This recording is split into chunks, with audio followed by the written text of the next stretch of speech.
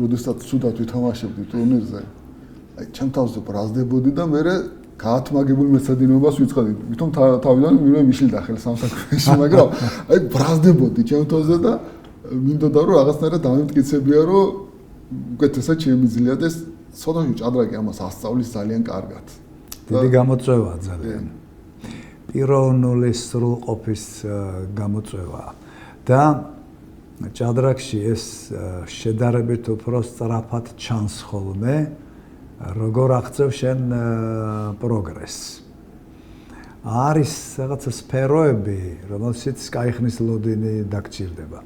იმას არ ვამბობ, რომ აქ სწრაფად, ძალიან სწრაფად მიაღწევ ამ შედეგს, მაგრამ როგორ ეუფლები შენ თანდათან ყველა განზომილებას ამ ჭადრაკის, ყველას თუ არა, რასაც შეძლებ იმდენს, ამის აღქმა და ამის დანახვა შესაძლებელია. და მე ეს როგორ აისახება შენს სპორტულ შედეგებში, ასე ვთქვათ.